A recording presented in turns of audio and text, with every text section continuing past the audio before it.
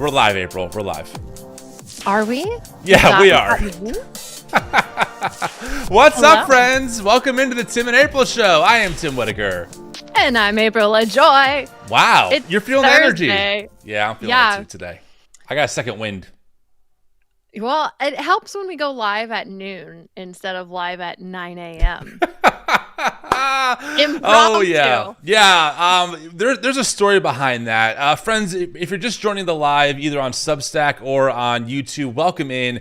We are the Tim and April Show. We go live every Thursday at 12 o'clock Eastern, and we are two former Christian nationalists who now help people better understand the Christian nationalist world that we are living in and how to fight it and how to expose it, and hopefully helping you understand the logic behind it. If you're watching on YouTube, please make sure to give this video a like and subscribe to the channel. If you're watching on Substack, hit that heart button. Apparently it helps out. That's what I'm told. Good to have all of you. Wait a second. I'm sorry I have to say this. There's someone watching from Cherry Hill, New Jersey. I am 20 minutes away from Cherry Hill. So hello to you in Substack. I had to say that. But yes, April, it is true. On Tuesday, we called an audible and we went live at 9 a.m. on Tuesday. I know, and I have a confession. I didn't say this on Tuesday because we went live with the conference that the Epstein survivors held, and it was really powerful and obviously a very serious thing. So I'm not gonna say what I'm about to say then. But you texted me at 8:47 a.m. and said, Epstein survivors holding a conference at 9 a.m. Do you want to go live? And I remember I replied, I was like the 9 a.m. and 13 minutes, 9 a.m. Mind you, I'm texting you from the gym sauna. So I'm scrolling, catching up on news. I'm like, wait, they're going live in 13 minutes? I got to text April and see if we can pull this off. Yeah, and we had another video planned for that day. And I was like, well, what are we doing with that video that was supposed to drop at 9 a.m.? We're like, we'll post it later. But here's my confession, and I didn't tell you this at the time because I was a little embarrassed. But so I take my children to school Monday, Wednesday, Friday. I wake up before the sun does, and it's very early. So Beecher and I take turns when we take our kids to school. So Thursdays are Beecher's day. So that's my sleep-in day, which sleep-in is usually 8:30, right? Right, totally. So I was awake when you texted me, but I was definitely still in bed. And I hadn't gone to the bathroom. I hadn't brushed my teeth. I hadn't put on any makeup. And I'm 13 minutes, 9 a.m. So you went live a little before me, and I was just I think I got on at 9:10. Right. So we had so there is a team behind this that helps out now. We have someone who kind of schedules the YouTube and kind of formats it with thumbnails. We have a producer who's actually watching right now behind the scenes in the chat. And so I'm in full transparency. The team will tell you that until Melinda Hale showed up to take over executive director of TNE, which is the organization that produces the show, the New Evangelicals, it was pretty chaotic working with me. Okay, it was very last minute, very hey, can we do this now? So I think I kind of triggered all of them when they found out that we're gonna go live in 13 minutes and do an audible. But yeah, I mean, I ran home, I showered off as quick as I could. I said, Sarah, can you throw me a pot of coffee on or a cup of coffee? I have to go live. And I hopped on, and I think it was 9:10 when I hopped on, and you were at 9:13. But hey, we did it. We did it, April. We went live. I know. Beecher was confused too because Beecher, they don't teach till 11 on Tuesday, Thursdays. And so they were writing me notes because they were like, can I come kiss you goodbye? And they're like, why are you so quiet? And I'm trying to be Epstein survivors. This is serious. Stop it. Right. Yeah. But I'm really glad we went live because I think in all of this Epstein drama, and we're going to talk about that more later in the show, but I think it's important to try to center the survivors' voices in all of this because they are really who matters in this story. And we have a lot to share about that, which we'll get into. Yes, we do. Friends, a big news announcement, just because we're in holiday mode here. April and I, obviously next week is Thanksgiving, and both of our partners would absolutely kill us if we decided to go live on Thanksgiving at 12 o'clock Eastern. So what we're going to do is we're going to go live this Tuesday on right here on Substack and on YouTube. And then we'll release a pre-recorded episode that's a little more fun on Thursday about the holidays and just us kind of bantering. And we did think about, what do we do for a Tuesday live? I think because we're kind of entering into holiday mode, we'll keep it a little more light. Maybe we'll do a Q&A from the Substack audience and YouTube audience, kind of hang out, share some stories. We'll cover some things in the news, maybe do some extra weird Christian bleep, and we'll have a good time. So we'll be here at 12 o'clock Eastern this Tuesday live with you, both on Substack and on YouTube. Yeah. And can I just say, the weird Christian beep that we have today, I literally found it. It's in my algorithm. I have trained my Reels algorithm because I just get served all these videos because I need to know what to pull. But anyway, I just saw it before, and my reaction, I wish we were recording because it was wild. You did laugh. You cackled. You were like, oh my God. So stick around. That's going to be fun. Yeah, so I guess the only... Did you mention Super Chats? Did you mention that? All Super Chats get read live, Yeah. so if you want your chat to be read on the air, you can send us a Super Chat. All Super Chats go to support this work. The New Evangelicals is a nonprofit organization that produces this show, and so all the Super Chats, any donations that get sent in, go right to making this work possible, so FYI on that. Okay, well, should we get into some of the shallow end side of the news cycle? Sure. Yeah. In a Fox News poll. So remember, Fox News poll. News poll. And this is a headline from Fox News website. It says, Fox News poll. Voters say White House is doing more harm than good on economy. Wow. So Trump's approval rating is at 41%, which is a low, like that's a second term low. Yep. And it said, for comparison, Biden's were a bit better at his same point in his presidency, where he had 44% approved and 54% approved. This is a Fox News poll. This isn't MSNBC. This isn't. This is Fox News, everyone. That is polling Donald Trump that low. And I also grabbed these favorability. Where is it? Wrong slide. There we go. I pulled his job performance on different issues. Everyone pretty much disapproves of the job he's doing, except for on quote unquote border security, which I'll get into that in a minute. But when it comes to even immigration, most 53% disapprove. Foreign policy, 55% disapprove. The economy, 61% disapprove. Tariffs, 63% disapprove. Healthcare, 64% disapprove. Which, by the way, I just want to say about the healthcare thing, all the more reason why those 8 Democrats from a week ago or 2 weeks ago should have held out. Because obviously it was a very unpopular decision to let these tax subsidies expire for the healthcare marketplace. I do hope they'll vote to extend those separately, because a lot of the stuff in the big, beautiful bill that will negatively impact more people's wallets with healthcare and just the things that are in there. That has not even started yet. Right.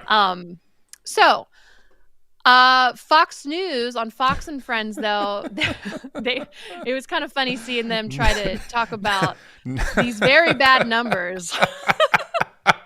Let's just play the clip. I mean, we'll play the clip. the headline reads, poll, 54% disapprove of, it doesn't even say Trump's, of Trump, it just says Trump's. Disapprove Trump's handling of economy. That's what it says, okay? Yeah. Here's their response on Fox and Friends.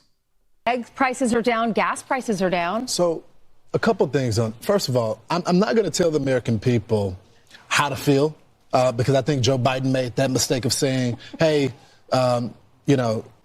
it's transitory, you're not feeling it. But it has only been 9 months.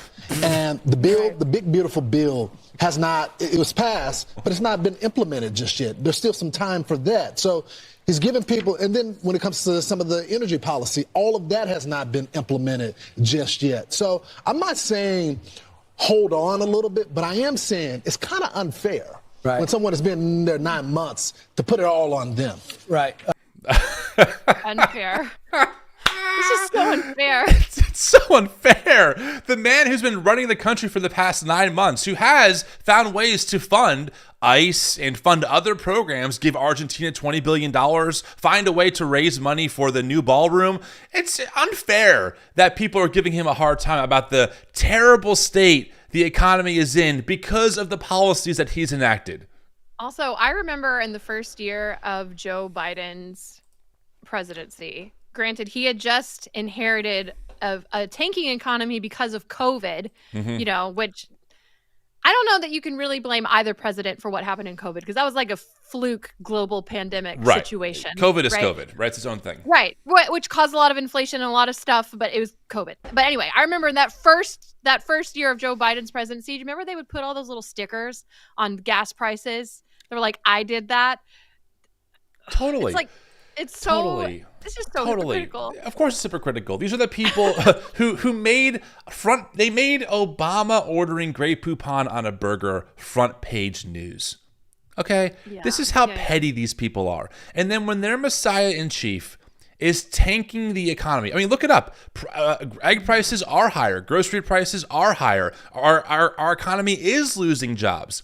Well, guys, it's only been 9 months. Give me a break. But don't forget, I think there were I think I saw a thing on CNN today that they added like 100 and I don't want to misquote, but it was like there were some jobs added last month. Yeah, but the month before they lost them. And then Verizon announced that they're cutting 13,000 jobs. Amazon announced they're cutting 30,000. Now listen, those things could be separate from Trump and his policies. However, we know if this was President Harris's economy, Fox and Friends would be like, wow, look at what she's doing. We're losing jobs everywhere. It's the worst economy it's been in 45 years. That's the point. These people are not good faith actors. Agreed. Ugh. Totally agree. Another example of how they are not good faith actors is you were the one who sent me this story, and I saw a lot of people talking about it too, but you have a lot of these, especially like more Christian nationalists, MAGA Christians, right, who talk about Christian persecution all the time when it's aimed at them, right? Like we're being persecuted, we're hated because of our faith, blah, blah, blah, blah, blah, with like really no evidence. Like you're literally in power right now. Totally. But they've been completely silent on ICE that has now been targeting churches and arresting clergy, like pastors. Yes, that's right. It's been, friends, this is a really important story for us because you have to understand, as people who grew up as conservative evangelical Christians, we were taught very early on that at any moment the government could burst through our church doors and arrest us for preaching the truth of God's word. I mean, I'm not sure about you, April, but me and my friends built an underground church, quote unquote, out of cardboard, where we made cardboard tunnels and tunneled into a friend's house with the power turned off, pretending that we were the underground church, smuggling in Bibles in a hostile country. That's a real thing I did. I'm only laughing because I did the same thing. I would literally envision myself like saying no and refusing the mark of the beast in the end times to get my head chopped off because I was persecuted for my faith. Exactly. Which that's some end times rapture left behind lore for like the secular non-Christian audience out there, which we can ask us that question on Tuesday. We'll explain it.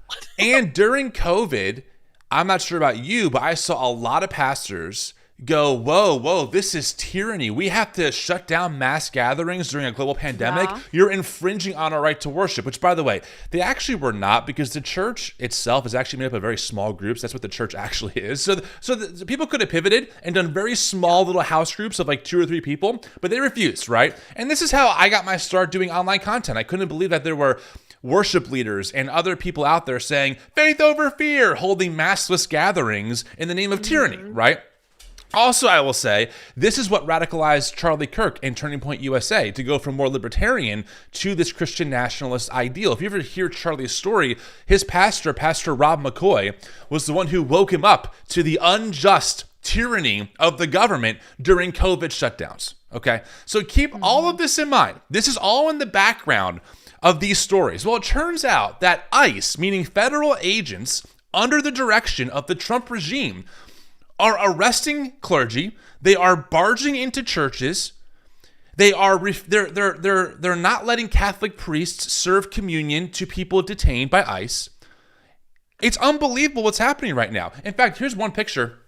This is a faith leader, Michael Wolf, minister at Lake Street Church of Evanston. He's detained by Illinois State Police during a protest against immigration actions outside the Broadview ICE facility in Chicago, Illinois. Okay, this is what they're doing to peaceful clergy. People who are marching, they're in the streets peaceful, they're being arrested. Not a peep. I have not seen a peep from the right-wing commentators who are warning me about Christian persecution. Yet their policies, their Messiah-in-Chief is literally attacking. Look at this. This clergy is wearing a shirt called Bad Religion Kills. Shout out to our friend Kevin Garcia. This is their theology. merch. Yep. Wait, what did I say? You said bad religion. Sorry, Bad Theology Kills. Our friend Kevin Garcia made this shirt, so very cool to see it photographed here. Another clergy person, Luke Harris, being arrested as well. And we know, here's another one that I think is really powerful. This is a pastor being pepper bulleted in the face. And that is close range. He's within, 3 or 4 feet? Yeah. Again, where are these people who are panicking about church persecution? It is literally happening right now, where clergy are being attacked and people in churches are being attacked. There was a story that came out, April, in Charlotte. So I'm not sure if you know, but ICE has been in Charlotte this past week, doing all kinds of horrible things, scaring people in the community. Bakeries that have been open for 28 years, every day of the week for the first time are closed down. In Charlotte, ICE agents in masks stormed a church property, did not identify themselves, and arrested a man in front of kids doing yard work. Congregants thought they were being hit by some kind of militia because the agents refused to say who they were. One of the kids who ran, I'm not sure if I have a picture of him. I don't think I do. One of the kids who ran was 15 years old, and he said to himself, "Why am I running? I'm a citizen." So ICE agents are targeting not just who they think are quote unquote undocumented immigrants, but they're targeting citizens too, just because of what they look like in churches. Now, again, where are the pastors who were crying about mask mandates and social distancing guidelines during a global pandemic that was killing people? Where are those same pastors when federal agents are marching onto church property, scaring parishioners and arresting them with no due process, with no reason for the arrest to happen, in front of children? Like, where are they? They're not here. And this is the important piece I want to drive home. Christian nationalists do not care about other Christians that are outside of their bubble. You have to understand that Christian nationalists believe if you're a Catholic, if you're a progressive, if you're not like them, you are a heretic. You are not a true Christian. And these Christian nationalists have no problem stripping people, including clergy, of their First Amendment rights if it serves their interests of power and domination. That's the logic behind this. But it is really, I have so many stories. In Los Angeles, faith leaders are mobilizing after ICE raids targeted local congregations. In the Bay Area, a UCC pastor was literally shot in the face. We shared that picture a second ago. Catholic priests have been refused entry to serve Catholic detainees communion. The very government that is doing the persecution was voted in by the very people warning us of Christian persecution. Mm-hmm. Well, and this is why there's that Bible verse that says these people honor me with their lips, but their hearts are far from me. Because you have evangelicalism, white evangelicalism, and Christian nationalism, and this whole MAGA Christian world, right? It is performative Christianity. Yep. It is, showing up with a smile on your face to church. It's getting the photo op. It's celebrating Donald Trump making an anti-Christian task force to weed out anti-Christian bias that really doesn't exist. Like, yes, there are people who hate Christianity in America. There is no systemic move to weed out Christianity in America. And I will say the people that are very anti-theist or anti-Christianity honestly have good reason, because the Christians that are the loudest in this country are bigots. They're 100%. Actively harming people. It's performative. It is so hypocritical, and anyone who's not inside those circles can see it clear as day. I do want to shout out before we get to some of these videos, and the sad part is there are countless videos of ICE doing just such inhumane things to immigrants, many of them who are citizens, but honestly, that shouldn't matter. They're not announcing who they are. They're not IDing themselves. They're just going in and attacking people. But I want to give credit where credit is due. Pope Leo, who's from Chicago, has called out the Trump administration for their inhumane treatment of immigrants, as well as, so he wrote, this was last week. It's just a couple days ago. Let's see, he made his remarks while answering questions from journalists outside Rome. He said, quote, "We have to look for ways of treating people humanely, treating people with the dignity that they have. If people are in the United States illegally, there are ways to treat that. There are courts. There's a system of justice. Yeah, exactly. No one has said that the United States should have open borders. That's right. I think every country has the right to determine who enters, how, and when." He added, however, when people have lived good lives, many of them for 10, 15, 20 years, treating them in a way that is, to say the least, extremely disrespectful and with instances of violence is troubling. And the U.S. Conference of Catholic Bishops issued a special message last week lamenting the Trump admin's immigration policies. And they said, "We oppose the indiscriminate mass deportation of people. We pray for an end to dehumanizing rhetoric and violence, whether directed at immigrants or at law enforcement." Yeah. Yes. So this is so kudos basic to the Catholic Church for at least calling this out, right? Like, absolutely. This should be baseline Christianity.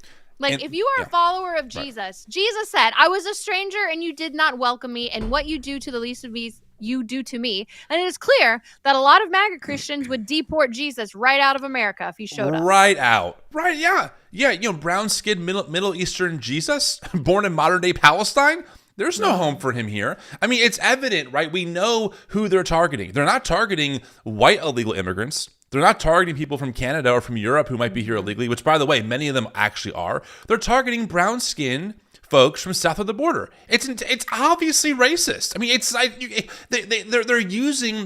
they're looking at someone, they're judging them based on the color of their skin to be illegal, and then they are arresting them or detaining them or ripping them out of trucks, even though many of them are either going through the court process, have no criminal record, or are here as citizens. They are legal U.S. citizens. So we're going to play this video.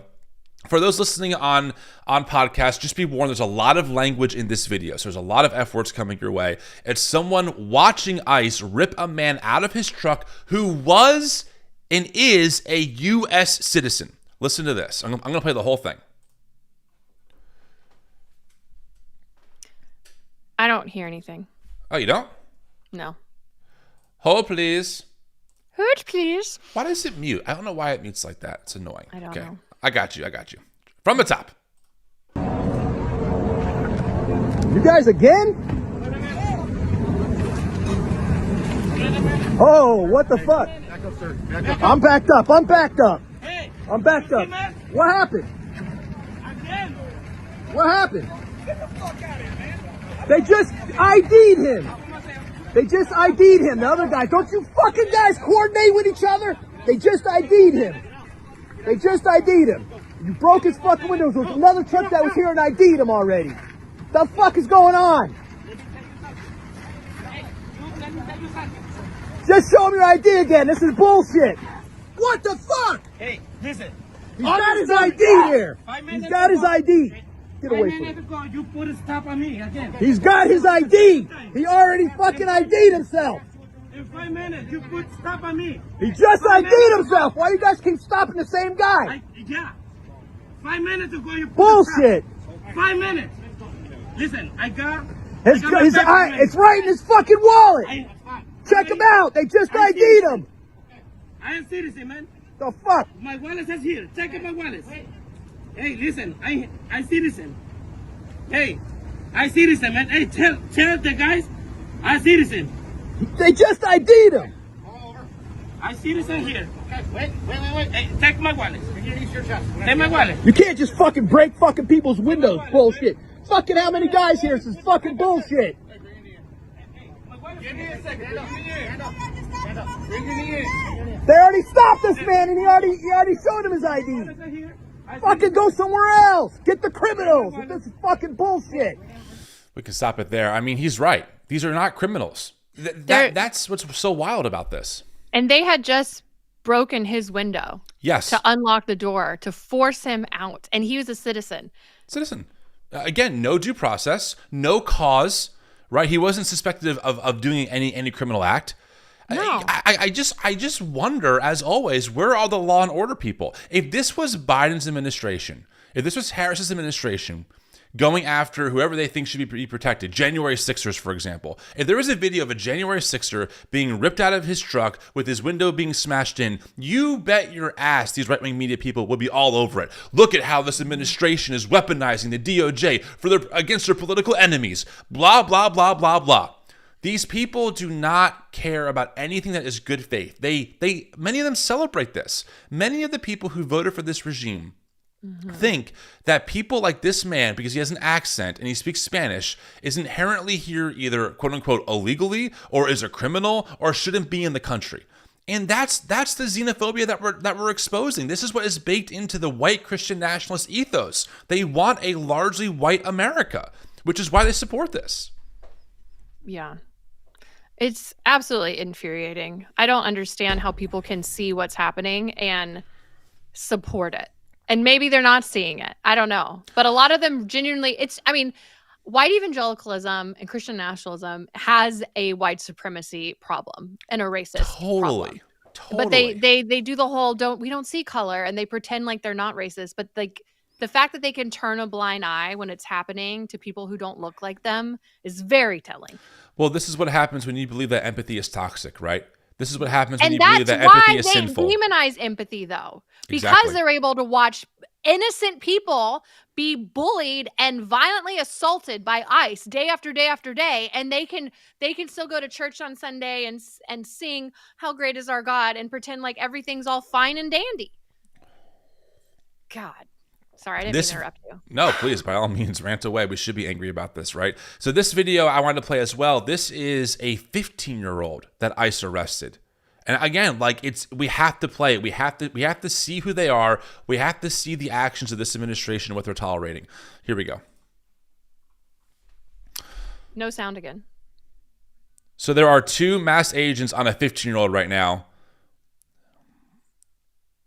I mean, it's not even kind.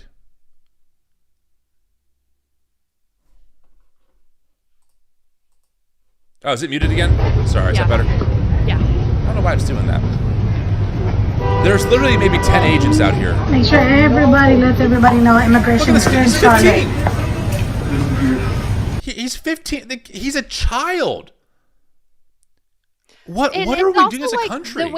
The way that they're just arresting people, no due process. They're detaining people without looking at their papers, that's actually illegal.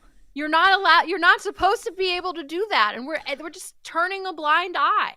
It's not about law and order. It's not about just come here legally. Look, I'll tell you guys a story briefly. I had a conversation with someone for the new Evangelicals podcast. It might not even come out. And I brought them on because they run an account where they're much more conservative than me. I actually met them at America Fest. I said, hey man, come on, let's have a good faith dialogue. And when I brought up these things, hey, ICE is ripping people out of their truck. Hey, ICE is going to the court system to pick up immigrants after their court hearing, meaning they're going through the process the legal way, and ICE is there arresting them. He goes, well, I haven't seen those videos. Well, I think those are just an exception to the rule. I'm like, are you kidding me? Like, that's the perception by some of these folks, because they live in these echo chambers of right-wing media that will not show them what's going on, or if they see a video, they excuse it. Well, that's a rarity. Trump is cleaning up the streets. Undocumented immigrants are half as likely as their native-born counterparts to commit crimes. These are not the people that are destroying America. The billionaires are destroying America.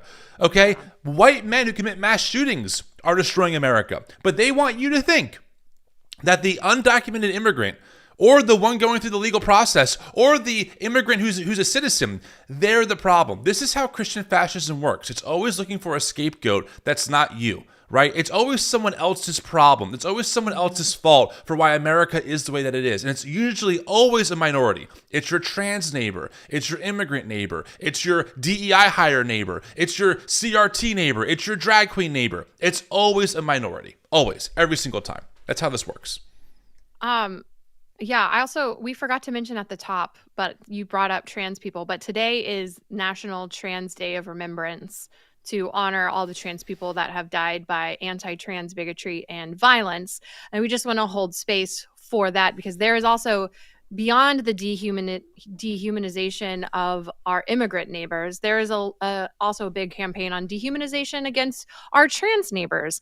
And there's this push by a lot of fellow Christians and MAGA people that try to paint trans people as predators, when study after study after study shows that they are far more likely to be prey, to be the ones that are receiving the violence. And it pisses me off. Bad theology kills, we mentioned earlier. There are a lot of Christians with blood on their hands for how we have, as a group, dehumanized entire groups of people for no reason other than being bigots. Yeah, and hatred. I want to share a quick excerpt from my friend Billy Horde. She's an amazing woman. Actually, I just had her and her brother on the TNE podcast about their work on disgust theology. It's literally groundbreaking work, and it's brilliant stuff. But she wrote on her Substack a little segment here about the Transgender Day of Remembrance. So I want to read this just for the audience to hear. She writes, Transgender Day of Remembrance exists first as a duty, an opportunity, and a grace to mourn the lives of trans people who were taken from us. Transgender Day of Remembrance exists because it is right and good to lament loss, to mourn death, and because our community has fought to make space for that.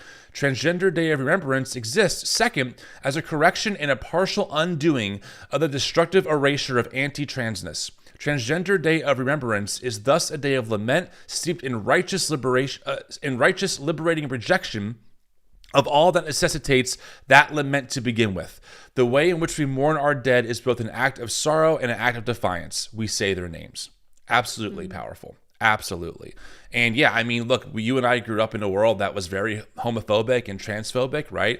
We were people who embodied those beliefs for a long time. And I say often, April, that my work now publicly is, part of it is an act of repentance, for trying to undo the harm that I am either knowingly or unknowingly caused towards my LGBTQ plus neighbors. So it's really important that we highlight them especially as two Christians. That we absolutely stand with our trans siblings for sure, and want to do everything that we can to promote their well-being and their human flourishing, even in the middle of a Christian fascist takeover. Yeah, absolutely. And so we will continue to call this out as Christians. And yes. I had someone ask me the other day, like, why do you speak so publicly in this political climate? Because it is it's taxing and it can be a little scary. And I just say, honestly, I was so vocal on the Republican side of things for so long that it's kind of like my repentance. It's my way to undo some of the harm and complicity that I was a part of in that world. Yeah. So we're going to keep calling it out. What's up? I also just want to point out, you mentioned earlier, I've seen that same rhetoric from MAGA, Christian Nationalists, Evangelicals that say oh, well, those violent cases are fringe. The study came out last month that the majority of the people that ICE is deporting have zero violent criminal record. Zero criminal record at all. The vast majority of the people that they are deporting are not only not criminals, but they're also Christians. That goes back to the Christian persecution thing, right? Right. Again, these white Christians are all about being afraid of Christian persecution, and their government is persecuting Christians who don't look like them or who don't believe the exact same things. Therefore, it's justified. That's why we say that white Christian nationalism is all about white supremacy, right? It only serves their interests. It never seeks the well-being of the other, which is inherently antichrist. You cannot read the red letters. You cannot read the words of Jesus in the four gospel accounts and come away thinking that your job as a follower of Christ is to preserve your well-being at the expense of your most marginalized neighbor. It's the opposite. In the kingdom that Jesus talks about, the last are first and the first are last. The rich are brought down and the oppressed and poor are brought up, right? It's a place where your enemy is loved. It's a place where you liberate the oppressed, where the hungry are fed. It's a place where Jesus tells the rich young ruler, sell everything you have to be born again and follow me. And he says no. Or when he says to the rich people, you cannot serve both God and money. It is everything that Christian nationalism stands against is what Jesus stood for. And they just don't see it. Yeah. You're Well, right. speaking of good Christianity, because we often say that Christianity is a huge house, there are many, many rooms, and just because you and I were brought up in the basement of fundamentalism doesn't mean that there aren't Christians and clergy doing great work. I want to play this segment from Rachel Maddow about how churches in Charlotte and around the U.S. are mobilizing to become training centers of how to intervene on behalf of your immigrant neighbor whenever ICE shows up. This is a really powerful segment. I'll play it all the way. It's about 2.5 minutes. Really powerful. Check this out. No sound. Ugh! Stop doing that, Ben. It's not me. It's my system. It's auto muting for some reason. I don't know why it's doing that. It's so frustrating. But maybe this is a moment just to say thank you so much, friends, for being here live with us. Make sure to give this stream a like, subscribe to the channel. All super chats get read live. We have a few of them. We'll read them soon. If you're watching on Substack, thank you so much for joining. We are new to the Lincoln Square Media family. Give this stream a bunch of hearts, I guess. And thank you so much for being here. Okay, take 2. Here we go. Rachel, it was exciting and it was inspiring here at the church tonight in Charlotte in a very, very dark time. There were, as you saw in the video, hundreds of people here on a Monday night when they could be doing just about anything else. And I think it's fair to say, based on some unofficial counts that I've heard from sources here in Charlotte, that may be as many people in this church tonight. And there were 4 other trainings. Others have been scheduled here in North Carolina as federal agents on the ground conducting these operations. And Siembra has been in existence for a long time, since 2017. They have been preparing for this moment since the first Trump administration. But it was only now, with these community meetings already planned, and then the Border Patrol and ICE showed up, that they're really able to sort of effectuate all of this. And it is really quick for those who can't see on podcasts. They're literally showing B-roll footage of people like role playing as ICE agents and bystanders intervening. So they're actually doing hands-on training in these churches for if ICE shows up, here's what you can and can't do. Which I just want to say, I freaking love it. Like, this is what the church is supposed to do. Counter empire all the way. It's so good. Gets me amped. Just kumbaya and holding hands. Some of the people that have been inside have already been to some of the trainings. And one woman, Jenny, I want to show you this. She told me that these trainings are not only for people to stand up and resist, but they actually work. They're protecting their fellow residents here. Watch this. What's the most important thing that you've taken away from being at these trainings and actually being out in the field in the face of the Border Patrol being here? I think obviously watching someone literally being detained, but I felt like our presence and the way that the rest of the folks in the parking lot at the grocery store where we were located, the community coming together prevented that from being executed. They let them go. They let him go. They let him go. Wow. Rachel, it's all very practical. I mean, in that case, Jenny, this teacher said they let someone go when the Siembra volunteers showed up to one of these raids. They hand out flyers like this to say what to do if you're detained. And I think, perhaps most importantly, like you said, they are learning from the other cities. And it's not just all doom and gloom. They even were teaching the people that were inside this church tonight songs to sing, This Little Light of Mine, I'm going to let it shine, when they show up to protect the people of this community. So it doesn't get violent, so it doesn't get adversarial, so it stays positive and uplifting in a moment that's really hard for so many people here. Man, That is how chokes you me do up. church. No, I know. I literally, that's like the whole purpose of the gospel that's become so weaponized.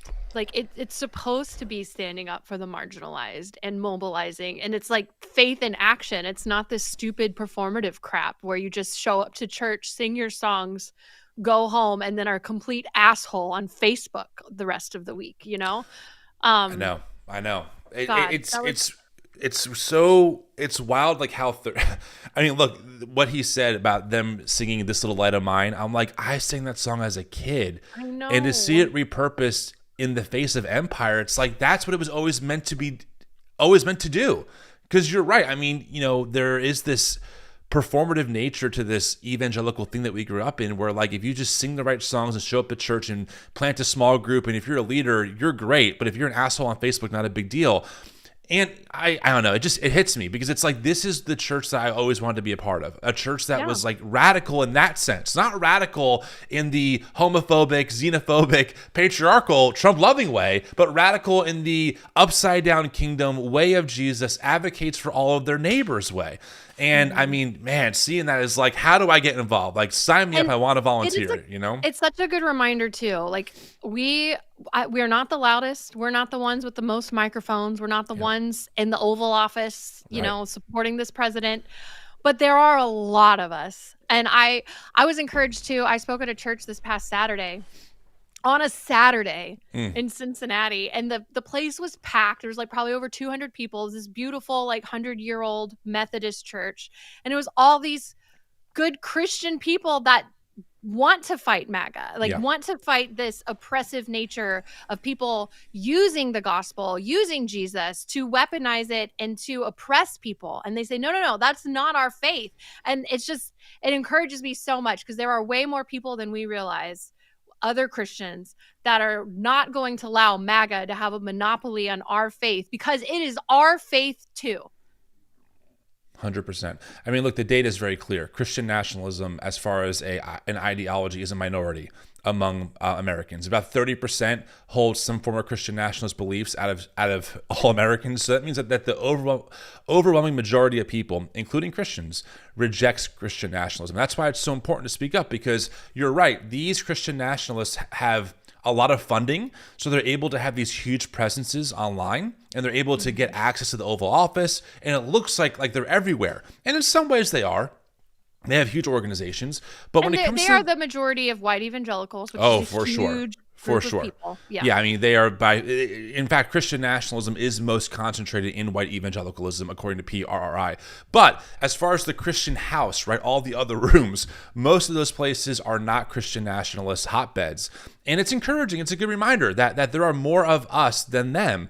And this is the time now, I think, for us to find ways to put our bodies in between our immigrant neighbor and the machine of empire that is currently being run by these Christian fascists, right? I would say that especially white Christians like ourselves have a huge obligation, moral obligation, to really stand on the front lines and let our bodies take the arrows that are aimed at, the black church and the progressive church and, et cetera, and our immigrant neighbors. So a huge deal, I think, for sure.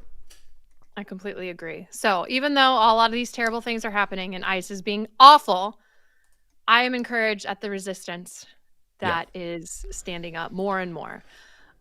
Before we go, we're about to talk about Epstein. Yep. There are updates. Yes. You want to talk about Giving Tuesday? Yeah, let's read some super chats. Super we haven't chats. done that. Yeah.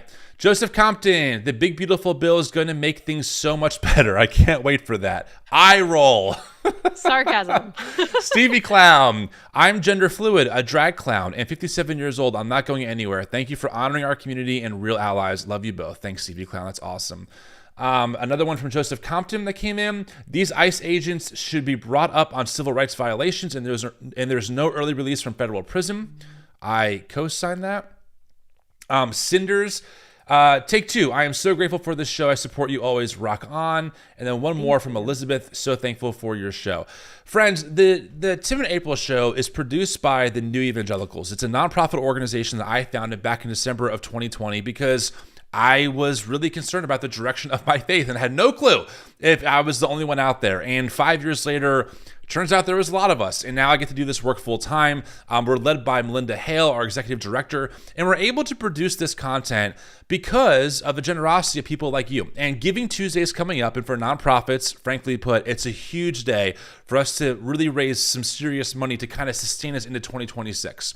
Our goal is to raise $10,000, which will be matched by an anonymous donor giving us $20,000. So on Giving Tuesday or even that weekend, if you would consider becoming a donor and make a donation to the org, you can go to the newevangelicals.com/support to make a donation.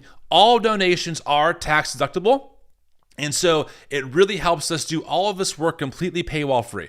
We offer community resources. We have our own community space called TNE Connect, which is full of people. It's off of the Meta platform entirely. It's its own space with free resources, its own social media feed, and that's all completely free because of your generosity. So if you want to get involved, that's the newevangelicals.com/support. A sincere thank you to all of our donors and monthly donors who make this work possible. Without you, there is no Tim and April show. There is no New Evangelicals. And there is none of the resources that we offer. So a sincere thank you. Yes, thank you all. Well, Jeffrey Epstein. What a segue. That was not a smooth segue. Yeah, you know what, April, you're usually like 100%, so we'll take 99. You know, it's okay. I was like, okay, so since we went live even on Tuesday, so we went live during the conference. Right. Then the House on Tuesday voted 427-1 to pass the Epstein vote because Donald Trump had an overnight reversal late last week and encouraged everyone to vote to release the Epstein files. And I love how he's trying to pretend now that he was always wanting them to release it. Always. The one holdout was Clay Higgins, who's a Republican, and he kind of said, I don't know, he made some kind of weird thing of like, this is gonna hurt people. I don't know why, but he's the only one who voted no on it. And then it went to the Senate. The Senate passed it unanimously. And then it went to Trump's desk that night. And then Donald Trump, it was odd because normally he videos these like really important things where he signs from the Oval Office, but there was no video. He just posted on Truth Social that he signed it into law. Should I read this Truth Social post? God. Okay. It's we should preface what April's about to read is one Truth Social post from Trump. And April's going to do her thing. And I'm just going to say a super chat would be a great way of showing gratitude for what you're about to witness. I'll just leave it there. My voice. I'm going into character. The floor. Do you have it to pull up? I couldn't. It's too long. Hold on. Let me.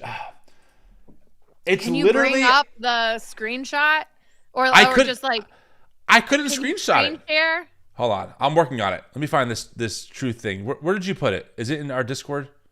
I don't know. Hold on, I'll grab it. I can put it in the chat here. Yeah, put it in the chat. Put it in the chat. Okay, hold on. Oh wait. Did I find it? You have it? Nope. That's one. That's him playing soccer with Ronaldo. Ronaldo. The AI video. The AI video. Is it this one? Oh, I got it. Okay. I'll do my best, friends. If you can't read it, I'm sorry. It's super. No. I literally have it pulled up on my computer. I had to lower my the font. Like I had to make it smaller in order to fit it all. All right. The floor is yours. This is how Donald Trump announced that he signed the bill. Jeffrey Epstein, who was charged by the Trump Justice Department in 2019, not the Democrats, was a lifelong Democrat, donated thousands of dollars to Democrat politicians, and was deeply associated with many well-known Democrat figures, such as Bill Clinton, who traveled on his plane 26 times, Larry Summers, who just resigned from many boards, including Harvard, sleazebag political activist Reid Hoffman, Minority Leader Hakeem Jeffries, who asked Epstein to donate to his campaign after Epstein was charged, Democrat Congresswoman Stacey Plaskett, and many more. Perhaps the truth about these Democrats and their associations with Jeffrey Epstein will soon be revealed, because I have just signed the bill to release the Epstein files. As everyone knows, I asked the Speaker of the House, Mike Johnson, and Senate Majority Leader John Thune to pass this bill in the House and Senate, respectively. Because of this request, the votes were almost unanimous in favor of passage. At my direction, the Department of Justice has already turned over close to 50,000 pages of documents to Congress. Do not forget, the Biden administration did not turn over a single file or page related to Democrat Epstein, nor did they ever speak about him. Democrats have used the Epstein issue, which affects them far more than the Republican Party, in order to try and distract from our amazing victories, including the great big beautiful tax cut bill, strong borders, no men and women's sports or transgender for everyone, ending DEI, stopping Biden's record-setting inflation, lowering prices, biggest tax and regulation cuts in history, ending 8 wars, rebuilding our military, knocking out Iran's nuclear capability, getting trillions of dollars invested in the USA, creating the hottest country anywhere in the world, and even delivering a huge defeat to the Democrats on the recent shutdown disaster. For years, our great nation has had to endure Russia, Ukraine, impeachment hoax, number one, impeachment hoax, number two, and many other Democrat-created witch hunts and scams, all of which have been so terrible and divisive for our country and have done to confuse, deflect, and distract from the great job that Republicans and the Trump administration are doing. This latest hoax will backfire on the Democrats, just as all of the rest have. Thank you for your attention to this matter. Make America great again! If that's not worth a like on YouTube, I'm not sure what is. April, amazing. My favorite part was Russia, Ukraine. I was dying. Y'all, Yep. I did not practice that. I went in cold. It's truly amazing. I should put it on my resume. Can vastly read Trump's. Wow, I don't even have a brain anymore. I would call it a spiritual gift. I mean, it is a spiritual gift, the ability to read Trump's Truth Socials like that. I mean, that's got to be worth something somewhere. I'm just saying. I love how he starts off talking about how this is going to bring down Democrats, and then at the end he's like, "But this is a hoax." Russia, Ukraine. Of, do you remember the Brady Bunch? Like Marsha. Yes. That's what I thought about. Okay, so that's all happening. But no men and women's sports and transgender for everyone. What the hell is he talking about? They're so stupid. This goes back to so remember on that where was it? It was this slide. No, that's not it. Nope, this one. How the only on President Trump's job performance, the only approval in the majority was border security. That doesn't affect people's lives at all. It is, there's something almost impressive about how MAGA has brainwashed people into voting for Trump based on things that will never affect their life, while this administration rips apart the social safety nets and the subsidies that they would benefit from, right? I mean, the big, beautiful bill is one of the greatest wealth transfers in modern history. But these people are like, well, the border's secure. What does that mean? Has your house been invaded by an undocumented immigrant? Why would that rhetoric even matter to you? Why do you care about the 10 transgender women in the NCAA? There's 10 of them at the college level. Why would you vote for that, thinking somehow it makes your life better? It's like, again, the brainwashing is almost impressive. It's crazy. It is almost impressive. Anyway, I want to talk about. Okay. I got clips from Mike Johnson. Whenever you're ready. So he signed it. Yep. Oh yeah. We've got video of Mike Johnson. I want to just say too what this means going forward. Oh yeah. Go ahead. The bill requires Attorney General Pam Bondi to release all unclassified records related to Epstein within 30 days, but it in the bill, which is weird that Clay Higgins refused to sign it, saying security reasons, because there's literally things in the bill already that will permit Bondi to withhold or redact information that could jeopardize a federal investigation. So stupid. She also recently agreed, because of Trump's request, to investigate Epstein's connection to the Democrats and others, which is interesting because the Justice Department earlier this year tried to close this case completely, and they said that they, quote, did not uncover evidence that could predicate an investigation against uncharged third parties. So they said that in the spring, I think, maybe early summer, saying case closed, nothing to see here. There's no one else to charge. I think Kash Patel kind of said that Jeffrey Epstein was like trafficking girls to himself. Anyway, so they're doing a 180. They're trying to blame all Democrats. And that's kind of where we are. So we'll see what they release in the next 30 days. I don't necessarily trust what this administration is going to release, but it is wild to me that, and we're going to get to these in a second, but out of all the times that Donald Trump was mentioned in the emails that were released that week, how is not a single person from MAGA being like, maybe Trump's involved? We will get to that, won't we? Because we have some receipts about that. Yeah, I've been thinking the same thing, April. Yeah. So these are a few clips from Mike Johnson kind of seeing his progression. This is before the bill went to, I think, the House. I think this is before this happened. Here's what he said. So what am I to do as a leader in a situation like this? I call my counterpart in the Senate, Leader Thune, and I talked him through this with him and shared our deep concerns. And of course, they share those concerns as well. And so I'm very confident that when this moves forward in the process, if and when it is processed in the Senate, which there's no certainty that that will be, that they will take the time methodically to do what we have not been allowed to do in the House, to amend this discharge petition and to make sure that these protections are there.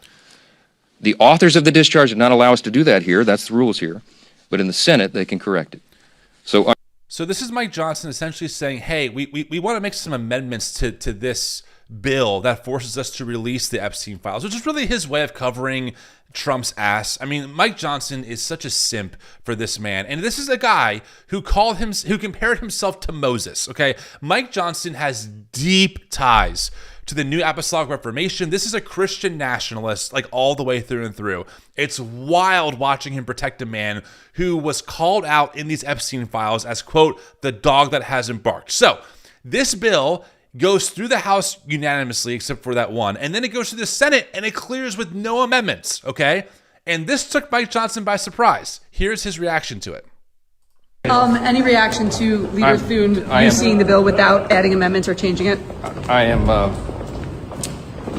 I'm deeply disappointed in this outcome. I think I've been at the state dinner. I don't know. I was just told that Chuck Schumer rushed it to the floor and put it out there preemptively. It needed amendments. I just spoke to the president about that. We'll see what happens. So do you think he may veto it? You say you spoke to the president? I'm not saying that. Is he supportive of it in its current form? We both have concerns about it, so we'll see. I was standing there with the Crown Prince. We couldn't call. Are you frustrated in the majority leader? Are you upset with the majority leader? Okay, so Mike expresses frustration over how this all went down. Again, guys, we need to always tell the truth. You would think that if we had thousands of files on the world's most prolific pedophile that was tied into our political system, feeding billionaires children and trafficking them, right? His girlfriend is currently in prison on child sex trafficking charges. You would think it would be a bipartisan slam dunk. Hey man, if you're molesting children, we got to know about it. Let's release these files. And let's get it all out there. Whoever it is, let's all shake hands. Doesn't matter if it's a D in front of their name or an R in front of their name, they got to go. You would think that would be like such a bottom bare bones scenario. And we have Mike Johnson, the one claiming to be the Christian, the one claiming to stand for biblical values and protecting children, who is like fighting the bill that would release these files. So that happens, and then here is who spoke. Who is this? Is this Mike Johnson? Massey? Massey? Is that who it is? I think so. Yeah, responding to Mike Johnson's whining and moaning about how the bill went through the House and the Senate. This bill, he says that it was poorly drafted, does not protect the victims as well. What do you say to him? Well, he's trying to say that rich and powerful men who were on the plane to Epstein Island are now victims, that they would be victims because their names would get disclosed. Like, look at his PowerPoint presentation today. He's creating a new category of victims. So I think that's how a Christian man can stand up there and say a lie like that, is he's got something in the back of his head that makes it okay. But if he had real concerns, he could have introduced his own legislation. Look. There you go. So that's a reminder, they wanted Mike Johnson to have a vote to bring this to the floor, and he refused, which is why Thomas Massey had to even create this discharge petition to force a vote, because Mike Johnson refused to bring it to the floor to vote on. So that's what this discharge position. And initially, I think it was only 4 Republicans that signed on this discharge position. So this like 180 that they've all done to be like, nah, we've always supported this is just stupid. And don't forget, Mike Johnson withheld the swearing in. I forgot her name. She was the special election in Arizona. He intentionally withheld her being sworn in because she was the final signer on the petition needed to force the bill to come essentially to the floor. Yeah. He withheld that for weeks. Mm-hmm. How are we here? It's very frustrating. I want to say something. Okay. About one email that was released in the 20,000 some emails that were released last week of Epstein that created a lot of memes online because it's just wild. And here's the thing. It is so wild to me that no one is looking at Trump. That MAGA is not even asking themselves, like, could Trump be involved? Also, Donald Trump used to be a Democrat, I'm pretty sure. Anyway, okay, so there's this one email, and it's between Mark Epstein, which is Jeffrey Epstein's brother, and Jeffrey Epstein, okay? Mark Epstein writes, to Jeffrey, you and your boy Donnie can make... Oh, wait, no. Ask him... Sorry, that's later. Ask him if Putin has the photos of Trump blowing Bubba. That is a real email that was released that not enough people are talking about on the right. I need a reporter because a lot of people have been speculating that Bubba is Bill Clinton because apparently Bubba was a popular nickname for Bill Clinton back in the day. And I need a reporter to ask Donald Trump this question about this email because I want to hear Donald Trump say, I did not have sexual relations with that man, Bill Clinton. I just need that to happen. It's all I want for Christmas, Tim. It would be the greatest, like this, the memes. I have not enjoyed the internet this much since JD Vance's couch situation. That was made up. This is based on a real email. And I need someone to ask him about it. Even if it's not true, I need him to deny it. I want him to say that out loud. My favorite meme I've seen so far is it was a tweet that just said, so that's what he meant by the big, beautiful bill. I know. Oh, this is why I was we have dying. The internet is made for. No, we need to. Absolutely. I want to point out too that Mark Epstein made a statement after people were speculating that Donald Trump gave Bill Clinton a BJ. He made a statement that said, Bubba is not Bill Clinton. Paraphrasing. Oh my gosh. That was his whole statement. He did not clarify that Donald Trump didn't give someone a BJ. Right. He just said Bubba is not Bill Clinton. And I just think that a reporter should ask Trump about that. I just want to hear what he has to say. If they do, he might call them a piggy. You see that clip going around? Oh my gosh. Yes.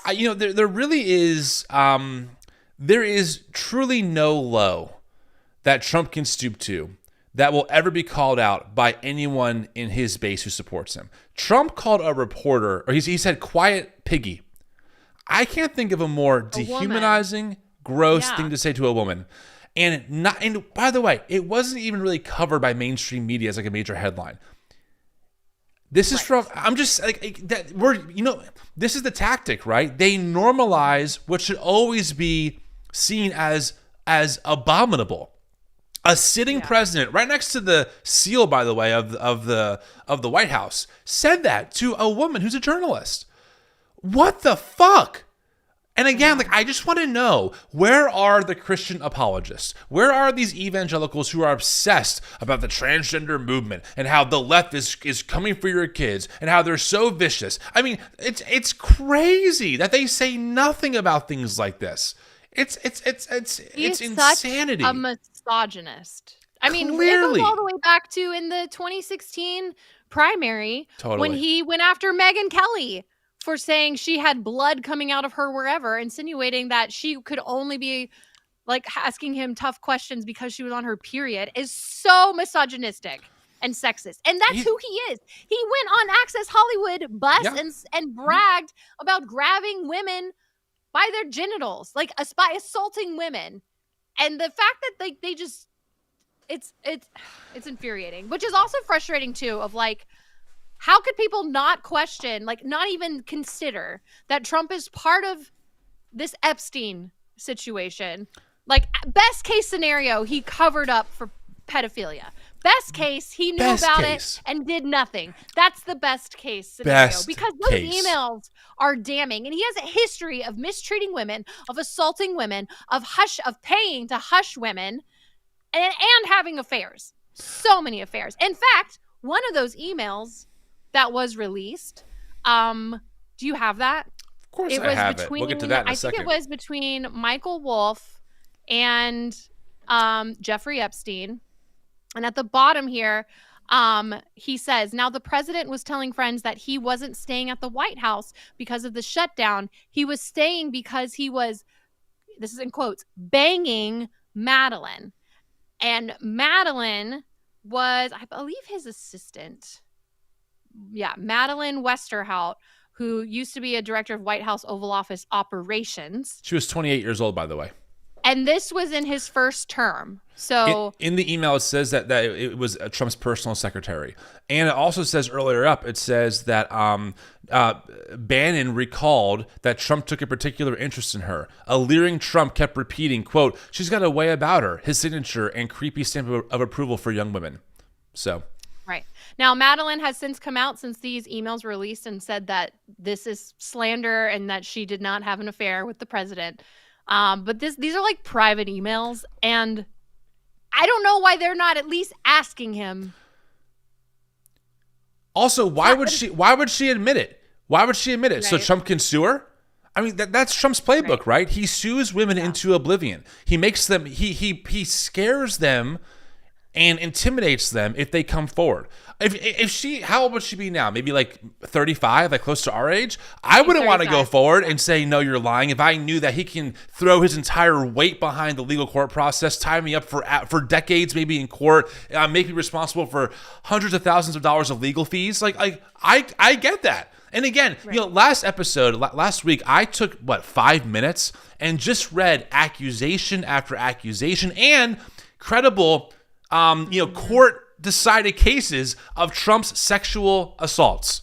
There is no reason that what this email says isn't true. Because Trump, we know, is a liar. We know that Trump assaults women. We know that Trump has is a womanizer. And he's had an affair on every single one of his wives. Yes. There's a video of him with Epstein looking at women and pointing at them. It was like a news segment, for crying out loud. Why do we not believe? Like, why? What is it about this man? Are they not questioning him being part of it? A lot of these MAGA Christians and Christian nationalists are still hailing him a Christian hero, like a hero of Christianity. It is wild. This is why we call it brainwashing, right? The Twilight Zone. It's the Twilight Zone. It is you cannot read the words of Jesus. Heck, you can't be, look, I'm going to say something extreme here. I'm just going to say it though. You can't be a decent human and think that Trump is saving America and is bringing godly values back to the country. You just can't. You have to be lying to yourself, or you just don't give a shit about actual pedophilia. I mean, these are the same people, April. It goes back to what we were saying earlier, right? How we were taught about the Christian persecution complex that was going to happen to us, and then it turns out this government is persecuting Christians and they don't care. Well, remember the Wayfair cabinet scandal?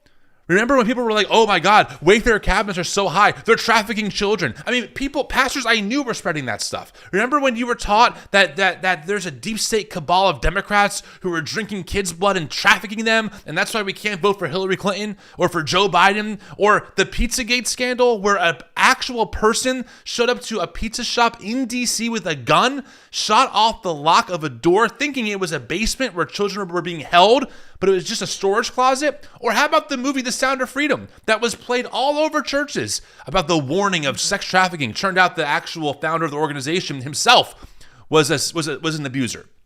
They'll buy that stuff and they'll push it.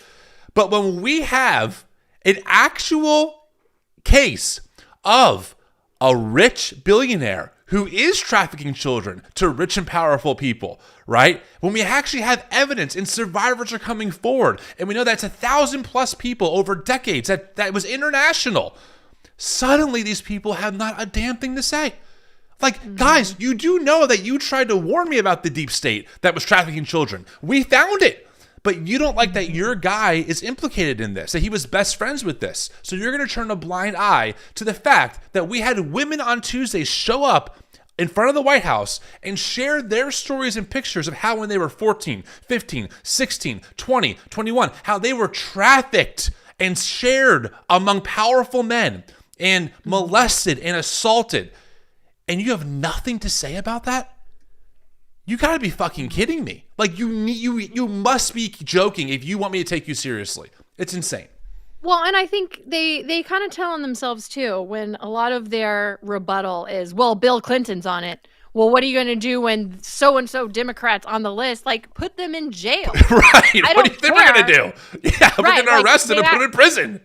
Right, but like they're telling on themselves because they know if it was one of their guys, they don't want them to be thrown in prison. They will defend them. There's this blind loyalty that is taught in evangelical churches about not touching God's anointed that is transferred over to Donald Trump. So they will defend him no matter what. No matter But for the record, I want anybody who participated in this child trafficking ring to go to jail. I don't care who they are. I don't care. Full stop. Don't care. Frankly, I've said on the air before, I think Bill Clinton is a sexual predator. I don't think Monica Lewinsky could have consented, given the power dynamic. Are you kidding me? I would never vote for Bill Clinton again. Deserves a giant apology from all of society for the way that she was painted back during that whole scandal. 100%. 100%. Anyway. Should we get to this Megyn Kelly clip? Yeah. So I'm going to warn you, this is very intense language. It's this went viral, but we're sharing it for a reason. I'm not going to tell you why just yet, but we're going to play this clip from Megyn Kelly, who is essentially downplaying and minimizing and trying to split hairs between someone being 15 or being 10 and calling it, pedophilia or not. So just a trigger warning, this is very intense language of sexual assault and all that stuff. So if that's something that you don't want to hear, maybe skip forward by maybe about a minute and a half and then come back. But here we go. This is what Megyn Kelly said on the air talking about Jeffrey Epstein. No sound. Sorry. Whenever I change the scene, it's auto muting. I don't know why it's doing that. It's annoying. That's so weird. It must be a Jezebel spirit. You know how it goes. Mm-hmm. Okay, here we go. As for Epstein, I've said this before, but just as a reminder, I do know somebody very, very close to this case who is in a position to know virtually everything. Not everything, but virtually everything. And this person has told me from the start, years and years ago, that Jeffrey Epstein, in this person's view, was not a pedophile. This is this person's view, who was there for a lot of this, but that he was into the barely legal type. Like he liked 15-year-old girls. And I realize this is disgusting. I'm definitely not trying to make an excuse for this. I'm just giving you facts. That he wasn't into like 8-year-olds, but he liked the very young teen types that could pass for even younger than they were, but would look legal to a passerby. And that is what I believed, and that was what I reliably was told for many years. And it wasn't until we heard from Pam Bondi that they had tens of thousands of videos of alleged, forgive me, they used to call it kiddie porn, now they call it child sexual abuse material, on his computer, that for the first time I thought, oh no, he was an actual pedophile. I mean, only a pedophile gets off on young children abuse videos. She's never clarified it. I don't know whether it's true. I have to be honest. I don't really trust Pam Bondi's word on the Epstein matters anymore. Yeah, so I don't know what's true about him, but we have yet to see anybody come forward and say, I was I was under 10, I was under 14 when I first came within his purview. Look, you can say that's a distinction without a difference. No, it's not. I think there is a difference. Yeah. There's a difference between a 15-year-old and a 5-year-old. Yeah. You know, it's just whatever. Children are children. I'm gonna vomit. 15 is not barely legal. 15 is a child. Yep. I don't understand why she decided to open her mouth and say that. Out of all of the things that you could say about Epstein, debating whether or not he was a pedophile because he was into 15-year-olds is a choice. By the way, in the beginning, she says that her source says that Jeffrey Epstein was not a pedophile. Then your source sucks. Your source is obviously factually wrong. like I don't know why you're saying my source that's super close that knows all of this stuff, and then say something that we know is false. Like Jeffrey Epstein was a pedophile. Like we watched this Survivor testimony. One of them came forward and said, when I was 14, this happened to me. When I was 15, these are children. Okay. Look, we all know that it is ridiculous and it's evil. I mean, there's no other word we have to use. It's evil for someone like this to be saying this. And again, we all know, April, if this was someone on the left saying this, oh, look how they're protecting pedophiles. They want to groom kids, yada, yada, yada. But what was their response from... Okay. Before you pull it up. Sorry. We have been actively looking at the Twitter accounts of a lot of prominent Christian nationalists, MAGA Christian people. Yes. Looked up Megan Basham, looked up, Matt Walsh, Benny Johnson, Michael Knowles, a bunch William of people. Wolf. And most of them are saying nothing about Epstein. There are a few that are saying some. None of them are talking about Trump's involvement. None. Interestingly enough. Allie Beth Stuckey, though, the queen of toxic empathy, she's probably one of the biggest voices for women on the MAGA Christian world. Yeah. That's like her platform is being a good Christian woman. Wife. Yeah. Wife. Yeah. Mother. Biblical values, gender roles, right. Being gay is sinful. Yeah. That kind of almost like trad wife adjacent kind of world. Right. She's been, I kept checking her feed. I didn't see anything about the Epstein stuff since all those damning emails released last week. I mean, we read them last week and then the few today. I mean, there's some questionable stuff in there about Donald Trump, but not a peep about it. But today I did find her mention Epstein. And this was what she said. I'm sorry, but trying to use that clip to argue that Megyn Kelly is somehow pro Jeffrey Epstein is absurd. Of course, pedophilia and predation are vile and condemnable and illegal in every case. I did not hear her dispute that. So her only mention of Jeffrey Epstein was to defend Megyn Kelly's comments on Jeffrey Epstein, which is also a choice. That is a choice. It is. It's a choice. What do you say to this? I mean, how much more, April, you and I do this show every week, bringing receipt after receipt. We're not making this shit up. We're not sitting here like two talk radio hosts just saying things out of context or making things up that aren't true. We're bringing you guys their own words. This is why we're so passionate about critiquing Christian nationalism, because this is what it leads to.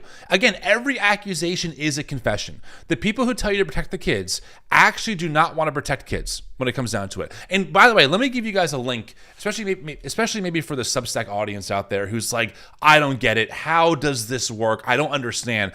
You have to understand that in white evangelicalism, and this is not exclusive just to white evangelicalism, but this is our tradition, it is very common for their faith leaders to be accused or have credible allegations of them abusing other people, usually women and or children. Okay, the Southern Baptist Convention, the largest conglomerate of evangelical churches, was found to have been hiding a decade's worth of sexual abuse in their churches. John MacArthur, a prominent evangelical before he died, one of the most maybe prolific, we can say, in that space, who Ali Stuckey loved and adored and looked up to, had credible allegations that he protected not one, but two men on his staff who molested their own children. He was never told to step down. There are receipts, there are emails about this. There are police filings about that story. One of the men is currently serving time in prison for molesting his children. John MacArthur was never told to step down. He never lost his book deals. And when he died, he was hailed as a faithful gospel preacher in that space. And we can give example after example. I'll give one more. Robert Morris, pastor of what at one time was America's largest church in the U.S.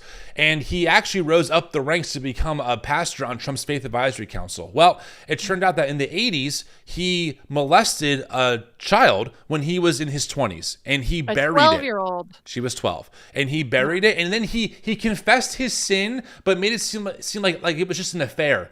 okay? And the victim fought for decades to find justice. Now, he's being convicted finally of his crimes and will serve a very light sentence, in my opinion. But what I'm trying to tell you is that it's very common in these spaces to have situations like that. And like April said a second ago, there's a mantra, it's usually unspoken, sometimes it's not, where you essentially don't touch God's anointed. So how does this relate to Trump? Well, when you're told by your pastors, by your faith leaders, by authors, by evangelists, by prophets, that Trump is being used by God to drain the swamp, that Trump is restoring family values back to America, that Trump is standing for Christian principles, he becomes someone who is now God's anointed in your mind. So even when you have damning emails by the world's most prolific pedophile that we know of, serving the elite billionaire class, saying that Donald Trump is the dog that hasn't barked yet, even when you have that email coming out, or when you have Epstein in a deposition pleading the fifth when he asks about if Trump liked young girls, it doesn't matter, because you're touching God's anointed. That's how deep the brainwashing runs in these spaces. Yeah. Well, that's what it is. That's how it works. They give so much cover for abuse in a lot of these spaces, so it's easy to carry that over into the political sphere. Because you have to protect the church. You have to protect the faith. You protect the powerful, because it's a bad witness if it comes out. So they protect their narrative more than anything. No, 100%. I mean, well, look, we Ali Sucky is saying that Megan Basham, who's a Daily Wire journalist, who right now she's all upset about, like, what was she mad about the other day? She's mad that Christianity Today just brought on the first ever black CEO to run the organization. She's whining about that right now. Not a peep from her about the Epstein files, but she wants you to know, according to her Twitter post, okay, just got out of screening, and as promised, my flash review of Wicked 2, which begins with my argument that Wicked is a conservative story. Yes, it is. I explain. And some thoughts for those scandalized that I would take my sixth grader to this PG film. That's what she's talking about right now. How Wicked 2 is a conservative story. I don't know how you can watch Wicked and think, this is a pro-conservative story. Oh my gosh. This is what they're talking about. Yeah, this is it. This is the world we live in. This is the world we live in. It's wild. It is wild. They care about everything except things that actually cause harm. 100%. Shall we get to our final segment of the day? Yes, we should. Friends, thank you so much for being here. Honestly, it means the world. Please make sure to give this stream a like and subscribe to our channel. We go live every Tuesday right here on YouTube and on Lincoln Square Media at 12 o'clock Eastern. And we also have a podcast. We drop these episodes and a pre-recorded episode on Tuesdays, both on podcasts. You can find us over there. All super chats we will read live. We have a few more to read, and we'll get to that in a second. Hey, I want to let you know that if you are someone who maybe is like us, where you grew up Christian and you're just not sure what the hell is happening, the New Evangelicals is the place for you. This is the organization that produces this show. We have our own community space called TNE Connect that is built off of the Meta platform, full of free resources, its own community that is built to really help you find a better path forward in your faith and to empower you to reject Christian nationalism. It is totally free to join. There is no cost of any sort. And the New Evangelicals also produces two other shows. It produces the New Evangelicals podcast, which I host. That's more of the theology, the scholars come on. It's more interview focused. And we also have Advocacy Hour. That's hosted by Melinda Hale, our executive director, and Rebecca Thomas, our board president. And they interview people who are doing work by putting their faith into action. That releases once a month on podcast and on YouTube. So make sure to check those out. Last thing I'll say is, like I said earlier, Giving Tuesday is coming up, and as a nonprofit organization, it is one of the biggest days of the year for us to fundraise to keep this show on the air. So we will be asking for your support when Giving Tuesday comes around. Our goal is to raise $10,000. That will be matched by an anonymous donor, so that equals $20,000. And that will be very helpful for staffing, for funding, making the show possible, all of that good stuff. If you want to support us right now, you can go to the newevangelicals.com/support and make a donation. All donations are tax deductible. Thank you so much for being here. Do we have any more super chats to read real quick before we? Yeah, a few more here. Let's see. Right here from Cinders, take two. Oh wait, I read that one already. It's all right. I'm so grateful for this show. I support you always. Rock on. All good. One from Elizabeth Michelle. So thankful for your show. Stevie the Clown again. April Twomperdink. I don't know what that means, but thank you. It's funny. Thank you, April. It's like he's here in the room with me. God save me. Minnie, thank you. Thank you so much. And then Mama Brooke, all of this triggering for SA and DV survivors. The silence is deafening and enables abuse. Absolutely. Yep. Okay, friends, thanks for hanging in there. Shall we get to our lighthearted fun segment? Yes, let's get to it. Okay. Weird Christian shit. Okay, I gotta pull this video up. I have not watched it. You told me to blind react. Well, because you saw my reaction when I blind reacted earlier, and okay, I found it. It's a thing. So let's okay, just here we watch go. it. The caption says, "Catfish skull reveals Jesus." Okay. Okay. Make sure your sound's on. Oh, thank you. Oh, you're so good. All right, here we go. You gotta watch this. Most people don't know what this is. What is that? That is a catfish skull of a catfish. But once you see this, you'll understand it. Do you see what you can see right there? Do you see the crucifix? Yeah. The cross of Jesus on the cross? Yeah. And then on the back, you see the shield of David. Oh yeah, that's wild. And watch this part.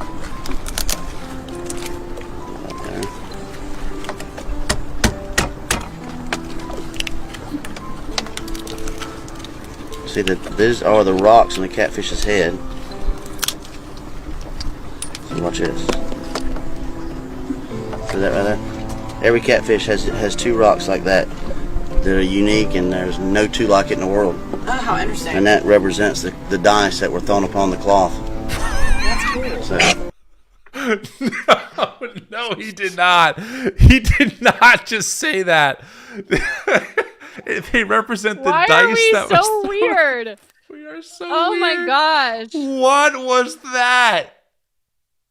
Oh my God. Like God's in heaven. They're like, hey, how are we going to prove my existence? I know. Let's put two little rocks inside a catfish. I see. Break it open. You'll know it's the dice that were thrown. Honestly, I see like a monkey with a top hat more than I see a crucifix. Do you see it? Kind of like, I see that way more. Honestly, it looks like one of the monkeys in Wicked. Yeah, or like in Donkey Kong Country, or like, yeah, something like that. I don't see a crucifix at all. And then the shield of David? I mean, I can see a cross. I don't see it. I don't see anything there. I don't see the, yeah. I mean, how would he know what a shield of David even looks like? Who was the first person that saw this and been like, it's proof. It's proof. Who's this creator? Because she teased it up as like something amazing. What does she say? You gotta watch this. Most people don't. You gotta watch this. You gotta watch this, guys. What's her name? Oh my. I sent it to you on Instagram. Hold on, let me see what her name is. Oh my she goodness. Up on my feed a lot. She does similar things too, where it's like proof of blah, blah, blah. You've got to see this. They're always so stupid. Hold on. I love the end, and these are the two dice that was thrown upon the cross. Like, okay, I'm sorry, what? Tracy. Her name is Tracy Costin. Most of her stuff is responding to things, but she's also done things of like, these are signs that Jesus is coming back tomorrow. So let me get this straight. So they will believe a crucifix in a catfish skull and a shield of David in a catfish skull and the dice that were used to crucify Jesus in a catfish skull, but they won't believe the Epstein emails implicating Trump? Like, do I have that right? Okay, so Trump is the dog that hasn't barked yet. Oh, that's deep state. That's a forgery. But you've got to see this. It's a catfish. But every catfish has the crucifix inside of it, proving that Jesus is real. I know. Okay. They're playing chess. Like they have their like tinfoil hats on and making all these elaborate connections for like blown away. The Pizzagate, the QAnon stuff, Jesus coming back in September, Israel doing like they connect all these weird things that actually are not connected, and then you have a giant sign and neon lights that says Trump is connected to Epstein, and they're like, yeah, no, right. he's not. I don't see it. No, he's not. Deep state. Fake news. Fake news. They just hate God. They hate God. Okay, can I give one more thought and then we'll wrap it up? We are pretty much at time, but just 2 minutes. I do think I always wonder like how do people look at Trump and see him lie routinely and build an alternate universe and believe it? And look, I don't want to disparage people who believe in the supernatural. That is not my point here. I'm going to speak just from my tradition. When you're taught as a child that a talking snake was real in the Garden of Eden, or that the earth was made in 7 literal days, or that, some of these miracles are real and science and evolution is false, you're kind of set up to believe like a different kind of reality from the beginning. So I think it's really easy for people to dismiss what's right in front of them when you've been kind of conditioned to do that from the beginning, right?